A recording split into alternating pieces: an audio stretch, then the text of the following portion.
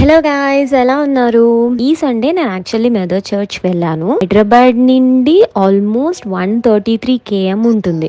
నేనైతే బైక్ మీద వెళ్ళాను. ఎలా ఉంటుంది చర్చ్ మాత్రం అమేజింగ్. ఈ చర్చ్ గురించి తెలుసుకున్నాక నేను అంత దూరం ట్రావెల్ చేసినందుకు చాలానే వర్త్ అనిపించింది. నాకు తెలిసిన చర్చ్ హిస్టరీ మీతో షేర్ చేసుకుందామని చెప్పేసి వీడియో చేస్తున్నా. చార్ల్స్ వాకర్ ఫ్యాసినేట్ అన్న వ్యక్తి ఇంగ్లాండ్ నుంచి మన హైదరాబాద్ దగ్గరలో ఉన్న మెదక్ దేవుడు సువార్త చెప్పడానికి వచ్చారు. 1908 లో చాలా కరువు అయిపోయింది. అక్కడ తినటానికి తిండి లేదు, ఎవరికి వర్షాలు పడట్లేదు, పంటలు పండట్లేదు. ఆ టైంలో ఇంకా ఫుల్ లాస్ ఉన్న టైంలో అతను ఏం చేశారు అని అంటే, వాళ్ళు ఆకలి తీర్చడం కోసం పని ఇప్పించడానికి ఒక చర్చ్ ని కన్స్ట్రక్షన్ చేద్దామని స్టార్ట్ చేశారు. ఇప్పుడు 1000 acres ల్యాండ్ తీసుకున్నారు.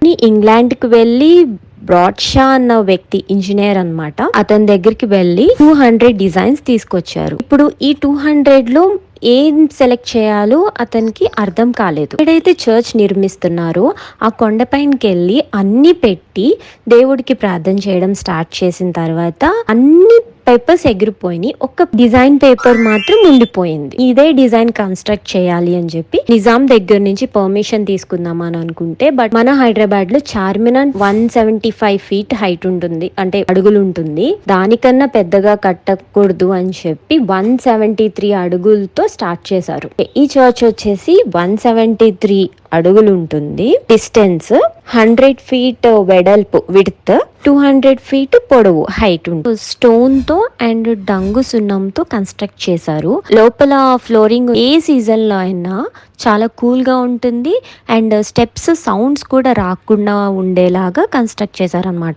అండ్ టైమింగ్స్ ఏమో మార్నింగ్ 6 నుంచి ఈవినింగ్ 6 వరకు ఉంటుంది. క్లోజింగ్ అంటూ ఏం ఉండదండి. యాక్చువల్లీ ఇంటీరియర్ లో ఆ విండోస్ గ్లాసెస్ తో కన్స్ట్రక్ట్ చేశారు. ఆ గ్లాస్ పైన పెయింటింగ్స్ ఉంటాయి. ఆ పెయింటింగ్స్ ఓన్లీ మనకి సన్ లైట్ వచ్చినప్పుడు రిఫ్లెక్ట్ అవుతాయి. మనం టార్చ్ లైట్ వేసుకుని చూసినా ఆ పెయింటింగ్స్ రిఫ్లెక్ట్ అవ్వవు అనమాట. మనకి సన్ లైట్ వచ్చినప్పుడు రిఫ్లెక్ట్ అయ్యేలాగా కన్స్ట్రక్ట్ చేశారు కాబట్టి 6 AM to 6 PM మాత్రమే ఓపెన్ ఉంటుంది ఈ చర్చ్. నాకు టైమింగ్స్ తెలియక నేను ఇంటీరియర్ చూడలేకపోయా, ఎందుకంటే ఆఫ్టర్ 6 వెళ్ళాను. సో నెక్స్ట్ టైం మళ్ళీ నేను విజిట్ చేస్తా, మీకోసం ఇంకా కొన్ని డీటెయిల్స్ గ్యాదర్ చేసుకుని తీసుకొస్తా. యాక్చువల్లీ అది గ్లాస్ ఏంటి, వాట్ హిస్టరీ బిహైండ్ ఇట్ అన్నది నేను క్లియర్గా చెప్తాను. Till then praise the Lord, please subscribe, bye, take care.